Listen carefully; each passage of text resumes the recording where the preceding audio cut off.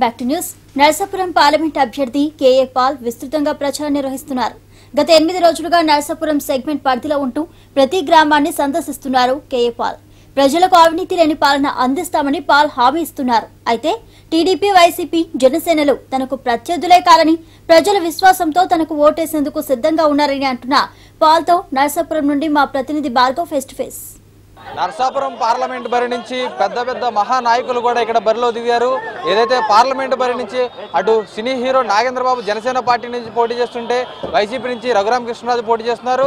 వీరందరికీ ధీటుగా కూడా ఎవరైతే ప్రజాశాంతి పార్టీ అధినేత కేఏ పాల్ కూడా ఇక్కడ విస్తృతంగా ప్రచారం చేస్తున్నారు. ఆయనకి ఎలాంటి స్పందన వస్తుందో తెలుసుకుందాం. సార్ చెప్పండి, కేఏ పాల్ గారు నమస్కారం. సార్ ఎలా ఉంది సార్? ఇక్కడ మీరు చూస్తుంటే ఫ్యాన్స్ అందరూ కూడా పెద్ద ఎత్తున కూడా వస్తున్నారు. ఎలాంటి స్పందన వస్తుంది ఇక్కడ? చూడండి, వాళ్ళందరూ వందలు వేలు కోట్లు ఖర్చు పెట్టి జనాలు రప్పించుకుంటున్నారు. ఒక్కడికి మంచినీళ్ళు ఇవ్వకుండా, వాటర్ ఇవ్వకుండా, టీ ఇవ్వకుండా, కాఫీ ఇవ్వకుండా ఎక్కడ ఆగితే అక్కడ వందల మంది ఎందుకు వస్తున్నారు? ఇది రియల్ అభిమానం. తెలుగుదేశం పార్టీ వాళ్ళందరూ మనకే ఓటేస్తున్నారు. వైఎస్ఆర్సీపీ పార్టీ వాళ్ళందరూ మనకే ఓటేస్తున్నారు. పవన్ కళ్యాణ్ పార్టీ వాళ్ళు ఎన్ని వందలు, 300 మంది ఈరోజు జాయిన్ అయ్యారు. ఎందుకు? వాళ్ళకి తెలుసు అభివృద్ధి కావాలంటే, నర్సాపూర్ నార్త్ అమెరికా అవ్వాలంటే నీతి నిజాయితీ కలిగిన ఏకైక పార్టీ. రఘురామకృష్ణరాజు గారు ఏమన్నారు? పాల్ గారు, మీ చేతిలో ఓడిపోయినా పర్వాలా, మీరు వస్తే నర్సాపూర్ అభివృద్ధి అవుద్ది. మీరు ఇంటర్నేషనల్ ఫిగర్, మీకు మంచి పేరు ప్రఖ్యాతులు ఉన్నాయి. మనకి తప్ప ఇంకొకరికి ఓట్లు లేవని చంద్రబాబు నాయుడు గారు 38 సీట్లు మా బి ఫార్ములతో, ఏ ఫార్ములతో, జగన్ 11 సీట్లు మమ్మల్ని ఏనేకుంటా. ఎందుకు? భయం పుట్టుకుంది వాళ్ళకి. వీళ్ళకి నాకు ఏం పోటీ లేదండి. వీళ్ళతో, నాగబాబుతో నాకు పోటీ ఏంటి? ఇప్పుడు కాపుల ఊర్లన్నీ తిరిగాం. 100కి 70 నుంచి 80% ఓట్లేస్తామని వారు చెప్పారు. మీరు 8 రోజుల నుంచి తిరుగుతున్నారు కదా సార్, ఇక్కడ ఈ నర్సాపురం పార్లమెంట్లో సమస్యలు ఏమన్నా మీ దృష్టికి వచ్చినాయి? చక్కగానే ముందు ఏమి సమస్యలండి బాబు? కనీసం ఉప్పు నీరే, మంచినీళ్ళైనా లేవు. నేను మంచినీళ్ళు బావులు, వాటర్ సప్లై చేస్తా. ఇంతవరకు 5 సంవత్సరాలు 15 సంవత్సరాలు చంద్రబాబు నాయుడు ముఖ్యమంత్రిగా ఉండి నర్సాపూర్లో ఏం చేశారు? సిగ్గున్న వాళ్ళు ఎవ్వరు కూడా ఓటు అడగరు. తెలివైన వాళ్ళు ఎవరు కూడా సైకిల్కు ఓటేరు. జగన్ ఏం చేస్తాడు? ఉన్నదేమైనా దోచుకుంటాడు. నేనైతే నర్సాపూర్ను నార్త్ అమెరికా చేస్తా. అంటే మీరు ప్రధానంగా ఇప్పుడు ప్రజాశాంతి పార్టీ నుంచి నర్సాపురం నుంచి ఎందుకు పోటీ చేస్తారండి? ఇక్కడ నుంచి అంటే నాగేంద్రబాబు పోటీ చేస్తున్నారనే కారణం, లేదంటే వేరే కారణం ఏమైనా ఉందా? చూడండి, నాగేంద్రబాబుకి నాకేంటండి, వాళ్ళకి డిపాజిట్లు రావు. మే 23 చూడండి, తెలివైన ఒక్కడ కూడా ఓటేయడు. అంటే మీరు 2009లో చిరంజీవి మీద కూడా పోటీ చేద్దాం అనుకున్నారు కదా, అప్పుడు నామినేషన్ అవ్వలేదు. ఈసారి పవన్ కళ్యాణ్ మీద అవ్వలేదు.